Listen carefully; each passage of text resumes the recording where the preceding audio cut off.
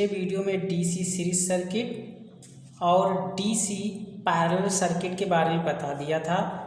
तो उसमें से कुछ मैंने फार्मूला डेरिवेशन सॉल्व किया था और फार्मूला आए थे।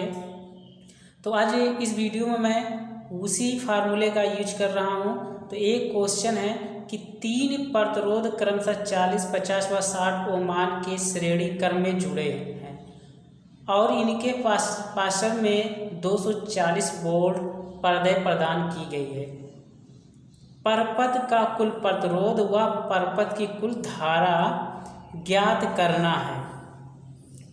और ये डायग्राम है, तो आप इससे पता चल गया होगा कि ये क्रमशः में जुड़े हुए हैं। तो इसी का श्रेणी क्रम में, ये आपको डायग्राम से पता चल गया होगा कि श्रेणी क्रम में जुड़े हुए हैं, तो कौन सा फार्मूला लगेगा इस पे। अगर आपको ये नहीं समझ में आया तो पिछले वाले वीडियो में जाके आप उस डेरिवेशन को समझ लीजिएगा, उसके बाद एक क्वेश्चन आराम से लग जाएगा। तो चलिए मैं आपको बता दे रहा हूँ कि जैसे R1 है 40, R2 है 50, R3 है 60 और वोल्ट जो है मेरा 240। तो इसी को सॉल्व करना है। तो कुल प्रतिरोध,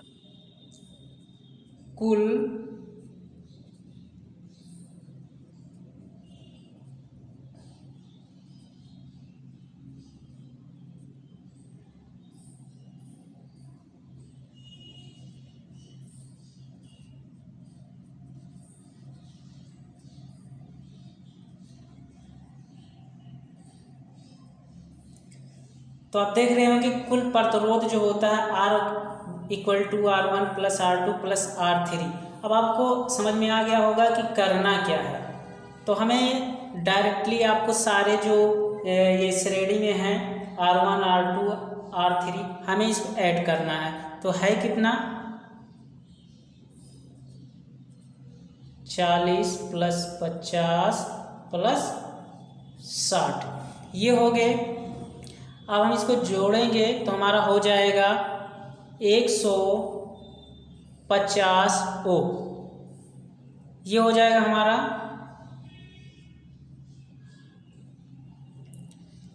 अब मेरा यहाँ पे वोल्ट जो दिया हुआ है वो है वोल्ट 240 दिया हुआ है, ठीक है।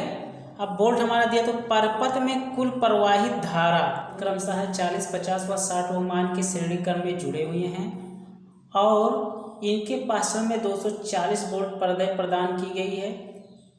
परपथ का कुल प्रतिरोध व परपथ की कुल धारा ज्ञात करना, यानी कुल प्रतिरोध या कुल धारा हमको ज्ञात करना है। तो आप डायग्राम में देख रहे हैं, डायग्राम से आपको समझ में आ गया होगा कि ये कौन सा पैरेलल में है या सीरीज में है। तो ये आपका समझ में आ गया होगा। तो जैसे R1, R2, R3 का वैल्यू दिया हुआ है और B का भी वैल्यू दिया है। तो जो मैंने पिछले वीडियो में डेरिवेशन सॉल्व किया था, उस डेरिवेशन में मैं फार्मूला निकाले थे, तो वही फार्मूला यहाँ पे फॉलो होगा।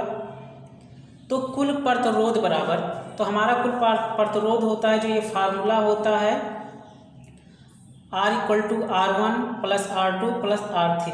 अब हमें करना क्या है कि R1, R2, R3 को ऐड करना है। तो यहाँ पे देखिए 40 + 50 + 60 ये हो गया। जब हम इसको ऐड किए तो हमारा 150 आ गया। उसके बाद में ये B, हमारे वोल्ट जो है पहले से दिया हुआ था 240। अब परपथ में कुल प्रवाहित धारा I = B/R। तो देखिए यहाँ पे हमको I का वैल्यू निकालना है। तो ये B, यानी कि B हमारा ये दिया हुआ है वैल्यू, और R जो है हमारा 150 है। तो 240/150, जब हम इसको डिवाइड करेंगे तो हमारा ये आ जाएगा 1.6 एम्पियर। यही हमारा आंसर हो गया। आपको समझ में आ गया होगा। तो फिर एक और क्वेश्चन है।